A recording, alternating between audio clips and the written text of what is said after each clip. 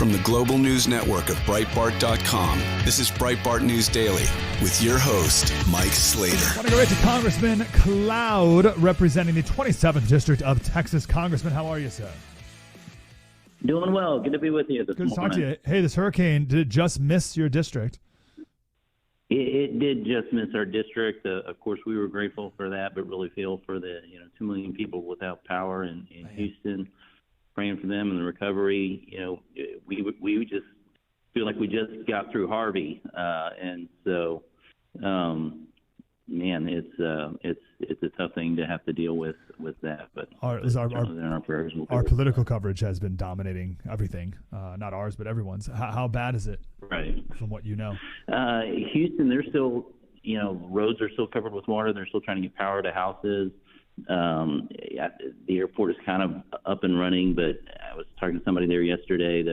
All the traffic lights around the airport are still out. So there's a lot of work still to be done to get people functioning again. It's a lot of water in Houston, and that doesn't work too well. No, it's brutal. So you're back in D.C. now. Before we get to your bill, which I want to spend the bulk of our time on, how are things in D.C.? What's going on there right now? Have you ever felt it like this? Well, it's been it's been kind of bizarre lately, especially since the debate. We didn't have that on.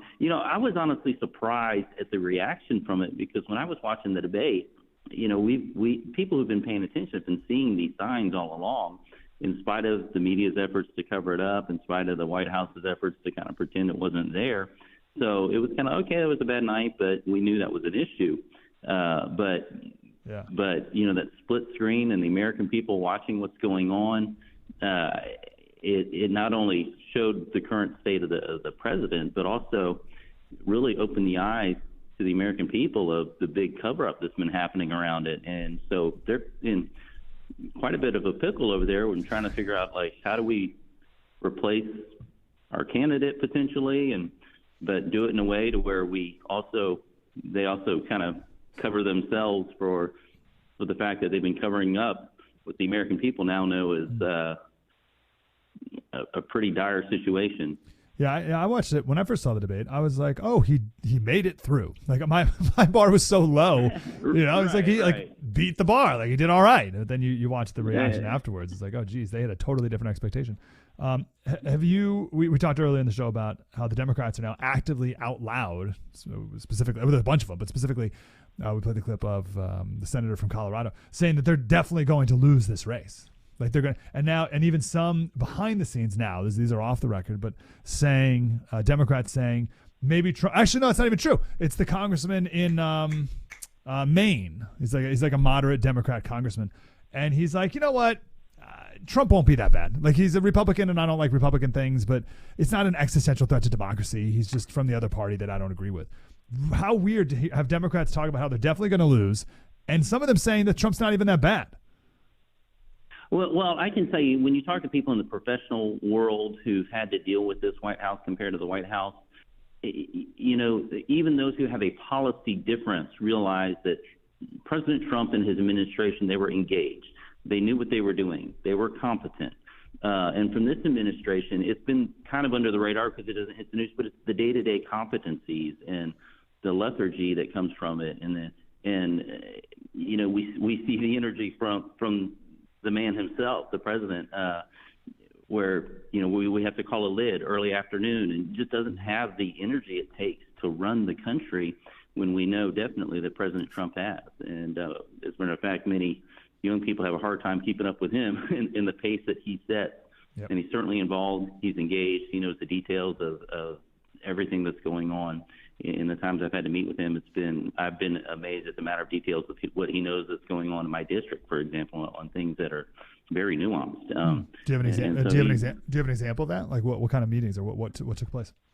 Well, one of the big projects we had was working on what was going on in our ports and, getting U.S. produced energy out of the port. And we have the largest energy export port in Corpus Christi in our district. And he knew what was going on. on, helped make sure we were able to expand the capacity there and continue to support our allies and, foster a great economy and jobs back home. And there's been a number of instances where, we've been with him and even the fights. I was with dinner with him and a number of other members the day after Mar-a-Lago was raided, and he doesn't shirk back from the fight. The one time I've seen him discouraged was just the fact that they went after Melania, in that. But he's always been up for the fight, very engaged, and working on behalf of the American people.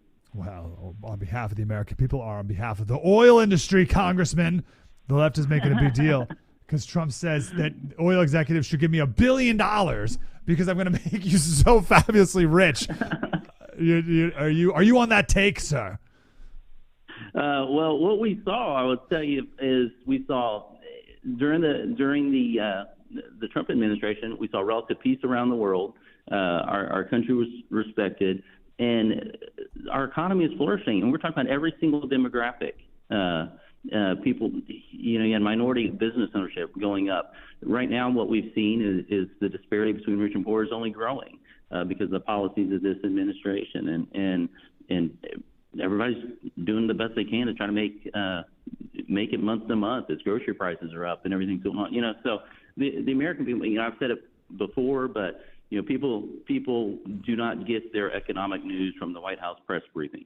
They get it when they go to the grocery store. And so I think this is going to be the thing that's hard for the Democratic Party to overcome, no matter who their candidate is, as we head toward November. That's right. All right, well, let's talk about the reason we wanted to have you on. Your bill, along with the Senate version from J.D. Vance, perhaps the next vice president, called the Dismantle DEI Act. What does this bill do? Well, this bill really did the best comb through that we could. It certainly gave our best effort to go through and look at all the stuff that the federal government's been doing to enforce these DEI practices throughout the federal government. And first of all, these are nice words that don't mean what you think they mean. This is really CRT, critical race theory, wrapped in a nice wrapper and then being force-fed to the American people in a way that systemizes racism, where the first thing we need to be thinking about under these policies is race or demographic data versus instead of merit and content of character, as Martin Luther King Jr. would say. And so we went through, and what it does is it eliminates DEI practices in the government. It rescinds a number of DEI-related executive orders and closes a number of DEI offices throughout every single agency. It prohibits federal funding for DEI activities. It ensures equal treatment. And one of the things that we're doing is forcing not only federal agencies, but if you were a contractor getting a grant or you were contracting for the federal government, they begin to enforce these kind of policies throughout those organizations to where, okay, if you wanted to get a federal contract, you were going to have this kind of stuff, a DEI officer in your business per se. And wow, so that was their way to force it even more into the private sector. Is if you want to play ball with us, you have to do this. Right. And we're seeing now the market even retract from it as we're seeing that these policies aren't working. We need people who are competent in their jobs. Literally, it's been an issue of safety in some stances where you're wondering, okay, do we have the best people in these very critical positions, or are we getting diversity hires for the sake of diversity? Now, we all want a world and a country, and we are one of the most diverse countries in the world. We're by and large, except for a few pockets of weird people, we get along with our neighbors. We work well with others. And what we want is people working along with us who know what they're doing and helping us accomplish whatever it is, the mission that we're working on. Will this bill ban Kamala Harris from being vice president? I'm joking, Congress. I'm not going to put that. I'm not going to put that on you. We'll move on. I love the canceling executive orders part. That's a great check on executive power that I appreciate the Congress doing. I haven't heard of the Congress doing that ever. So kudos on that. I got to play this clip for you. So when I first heard about your bill, this is the first thing I thought of. It's one of my favorite videos I've ever seen. This is a recruitment ad from the CIA called Humans of CIA. It's 2.5 minutes. I won't play the whole thing, but this part in particular, I think of often and chuckle. So this is she may say it in this clip. I don't know. She's like a Hispanic woman with anxiety disorder in the CIA. And she's like, hey, anyone else with mental disorders, like, feel free to join the CIA. And here's what she says. I did not sneak into CIA. My employment was not and is not the result of a fluke or slip through the cracks. I earned my way in, and I earned my way up the ranks of this organization. I am... Okay, all right, now hold on. As she's saying that, the background pictures, they're like they're doing B-roll of her dramatically walking down the hallway and whatever, and they do a pan of her office. So she literally says, I earned my way here. I didn't sneak in. I deserve this, after she just said she's like neurodivergent or whatever. And they literally pan to her Donald C. Cryer Award for Diversity and Inclusion 2015. And then she has another award here on the wall, the Intelligence Community Equal Employment Opportunity and Diversity 2019 Exceptional Service Award. So she's winning awards. Maybe that's how she earned her way. Maybe that was the objective that they were looking for. I can say I don't think that's what most of the American people want. We want the best of the best of the best of the best, especially in these highly sensitive situations where you're dealing with national intelligence. Wow.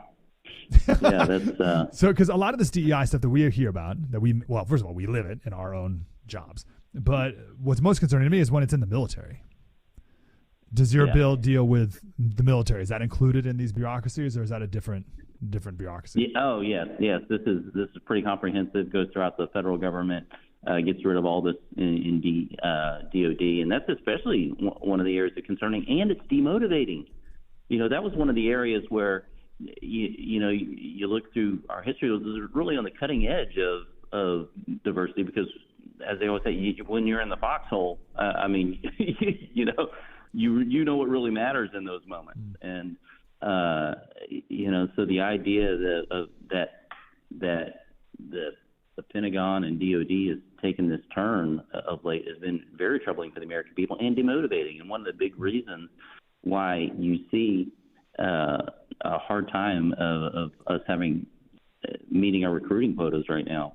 You have young people who want to serve our country, but they're not sure they want to support a woke DOD where they won't be able to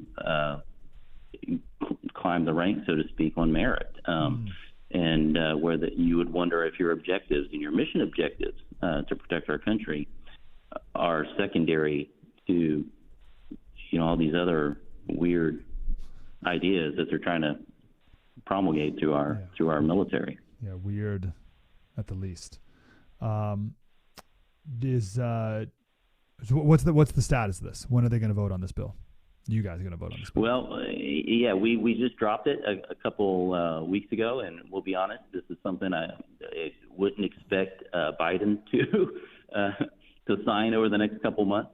But it takes some months to build the co-sponsorship list, so we're working through that right now. People are jumping on board every time they hear about it. They're like, this is what we need. Okay.